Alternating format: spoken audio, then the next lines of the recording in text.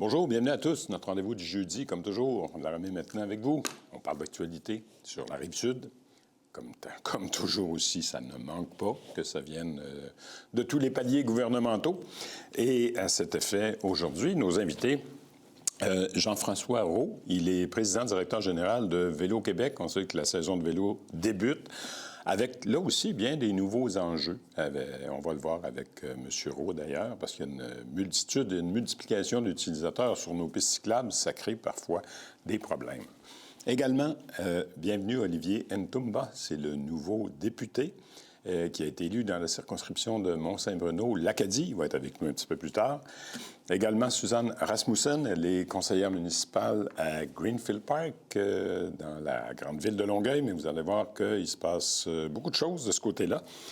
Mais pour débuter l'émission, aujourd'hui, il a quitté ses fonctions de président de l'Union des municipalités du Québec il y a quelques jours, parce que son mandat se terminait.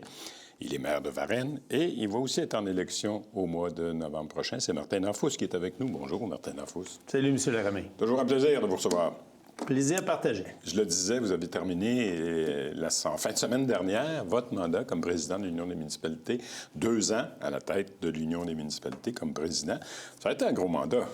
C'est un mandat qui est très exigeant. En fait, il faut savoir que c'est un honneur et un privilège de présider une organisation aussi exceptionnelle que l'UMQ. Mais les règles font qu'on a le droit de siéger 2 fois 1 an. C'est ça. Et c'est le maximum. Puis honnêtement, c'est une bonne chose parce que, bien sûr, on a notre ville, on a notre région aussi, on doit s'occuper. Mais ça m'a permis de faire le tour du Québec, de rencontrer premiers ministres, ministres et de défendre les intérêts du milieu municipal dans de très nombreux enjeux, changement climatique, nouvelle entente, logement, itinérance, coût des infrastructures. La liste est longue, mais on a un rôle important. On le disait tantôt, les mandats, les responsabilités des municipalités ne cessent de s'additionner avec plein d'enjeux et de problématiques, entre autres environnementales. Tantôt, on parlait des infrastructures, mais votre congrès de l'UMQ, ça a été, je pense, un gros succès, au niveau de la participation. En fait, ce que j'observe, ça fait 18 ans que j'assiste à nos assises à l'UMQ, puis année après année, on dirait que ça s'améliore tout le temps. Puis on a atteint un autre record de participation. 1775 élus de partout au Québec. Ça a été extraordinaire. C'est significatif aussi. Ça veut dire que les enjeux, justement, qui sont dans la cour des municipalités sont nombreux, sont interpellants. Vous en avez fait état. Dans votre première année, surtout, je pense que la première année du mandat a été un petit peu plus rock'n'roll parce que vous avez dû parcourir le Québec de long en large et de travers aussi pour rencontrer un peu tout le monde. Est-ce qu'il y a des avancées, cela dit, qui se font? Parce que je vous ai entendu souvent parler, entre autres, du défi, puis même la mairesse de Longueuil l'a évoqué récemment, du défi des coûts. Qui sont les coûts reliés aux infrastructures dans les municipalités.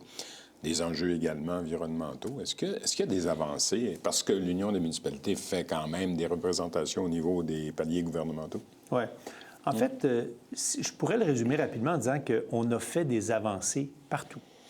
Par contre, est-ce que les avancées sont à la hauteur de ce qu'on s'attendait pour régler le problème? La réponse est malheureusement non. Je prends l'exemple simple de l'itinérance. Le ministre Carman a rajouté des sommes importantes. Mais malheureusement, les sommes ne progressent pas à la hauteur de la problématique. Donc, le problème reste entier. En environnement, ils ont reconnu. Dans le logement, il y a des nouveaux programmes. On a de nouvelles dispositions législatives aussi qui nous aident. Le projet de loi 31 qui permet de densifier des zones sans aller en référendum. Fait qu'on a fait des gains importants. Il en restera toujours. Il en reste toujours. Il en restera toujours. Je pense à la ville de Varennes, entre autres, où vous avez des enjeux environnementaux aussi qui vous interpellent puis qui vous préoccupent depuis plusieurs années. Je pense à l'érosion des berges, entre autres. C'est pas juste à Varennes. Ça continue. Tout le long du fleuve, le long des rivières, puis pas plus tard qu'hier, aux nouvelles, Amqui, écoute, c'est dans le coin de la rivière Nicolet. C'est impressionnant, là, ce qu'on a vu là. Donc, c'est sûr que... Et ça, c'est vraiment tout en lien avec l'adaptation au changement climatique, s'assurer que nos infrastructures soient plus résilientes, mais c'est des défis de tous les jours. Et ça continue, et c'est le cas aussi à Varennes. Oui, oui, Parce que non, là, l'érosion des berges, Ouais, le ouais. long du fleuve et partout, C'est partout. on se fait rogner énormément de terrain. Ouais. Et régler le problème est complexe.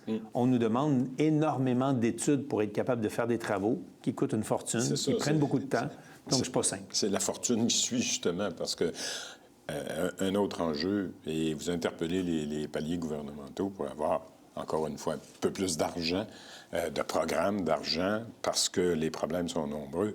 Mais l'argent, là, tout le monde est pris avec le même enjeu et le même problème. Là. Tout le monde ou personne n'en a plus qu'il faut actuellement. Oui, mais là-dessus, on a plaidé depuis, puis vous m'avez sûrement entendu, il y a 1,3 milliard Oui. qui est dans les coffres à Ottawa. Ça prend juste une entente avec Québec pour débloquer ces sommes-là, justement pour aider le milieu municipal dans leurs infrastructures en eau, pour ajouter du logement. Fait qu'on implore, là, on a un nouveau gouvernement à Ottawa, on implore Québec et Ottawa de s'entendre rapidement pour débloquer ces sommes-là. Qu'est-ce qu'on retient des 2 ans comme président de l'Union des municipalités du Québec? En fait, une aventure exceptionnelle. C'est vraiment, là, c'est difficile. Dans le monde municipal, je pense que c'est probablement l'expérience la plus grandiose qu'un maire, une mairesse peut vivre. Et j'ai surtout ressenti, puis ça m'a fait beaucoup plaisir du début jusqu'à la fin, un sentiment d'extraordinaire solidarité des membres. Qu'on soit en région, dans une petite communauté, dans le milieu des forêts, des mines, dans ma communauté montréalaise que je connais bien, les autres grands centres, chacun des enjeux. Ils ont eu le sentiment que j'étais présent pour eux dans ma tournée du Québec. 36 villes en 30 jours, très exigeant, mais ils m'ont senti très présent, très actif aussi à travers les médias. Fait que c'est sûr que ça leur fait plaisir. C'est ce que je t'ai pour dire. Plus, je pense, plus qu'une centaine d'entrevues là, dans votre... 362. 372 entrevues. Ça, Je c'est t'ai dans la compté. première année. Non, les 2 Au ans. total? Le mandat total. OK. Mais quand même. Quand même. Oui, c'est ça. Vous les avez étalés. Oui. Bon, l'aventure à l'Union des municipalités, bien, c'est terminé parce que, vous l'avez dit, vous n'aviez pas le choix. C'est un mandat de 2 ans. Qu'est-ce qui arrive avec Martin Danfous maintenant? Est-ce qu'il se retire dans ses quartiers de Varennes ou s'il y a d'autres enjeux? Je pense à MRC, entre autres. C'est ça, mais chaque maire-mairesse a toujours énormément d'enjeux dans sa municipalité, mais dans sa région. Notre régie de police, notre régie des eaux, notre MRC, vous l'avez mentionné. Mais je vais aussi reprendre mes fonctions dans quelques jours, quelques semaines. J'étais membre du conseil d'administration de la CMM, mais le représentant de la Montérégie à l'exécutif. OK. Ce siège-là, je vais le reprendre, qui vient avec la responsabilité du président du conseil, pas président, mais du membre du conseil d'administration de l'ARTM. Donc, je vais reprendre mes anciennes fonctions. Les enjeux sont aussi importants. On n'en a pas parlé tantôt, mais le transport en commun, c'est compliqué. Mais encore une fois, l'argent, toujours l'argent et encore l'argent, parce que là, les déficits s'accumulent du côté transport en commun. S'il y a quelqu'un qui le sait, c'est bien vous aussi. Puis, vous verrez du côté provincial, il n'y a pas d'argent. Du côté fédéral, ce n'est pas leur enjeu nécessairement directement non plus. Alors, c'est un peu à la quadrature du cercle. Donc, je reprends mes fonctions. Oui. Puis, en même temps, vous le savez, il y a des élections bientôt, donc je me prépare. Est-ce qu'il y en aura à Varennes? Je ne sais pas, mais moi, je serai prêt. On ne sait pas. On verra, comme dirait l'autre.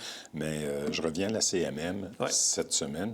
Je pense que c'était hier ou avant-hier. Exact. Le gouvernement du Québec a indiqué des changements importants au niveau de la communauté. La CMM, c'est la communauté métropolitaine de Montréal qui chapeaute 82 municipalités, Rive-Nord, Rive-Sud, Grand Montréal, évidemment. Laval-Longueuil, exact. Oui, c'est ça.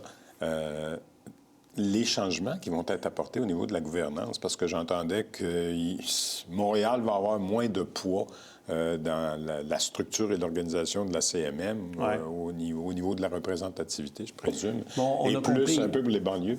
Oui, on a compris que c'est un projet de loi de la ministre qui est déposé. Ce que ça fait, ça change...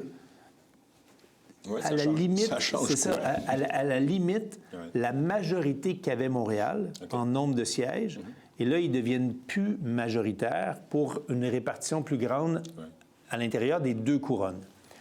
Mais nonobstant ça, moi, ce que j'ai toujours vécu à la CMM depuis toujours, c'est que les maires-mairesses de Montréal n'ont jamais imposé leurs directives. Ils ont toujours travaillé en consensus. Donc, je ne pense pas que ça va changer.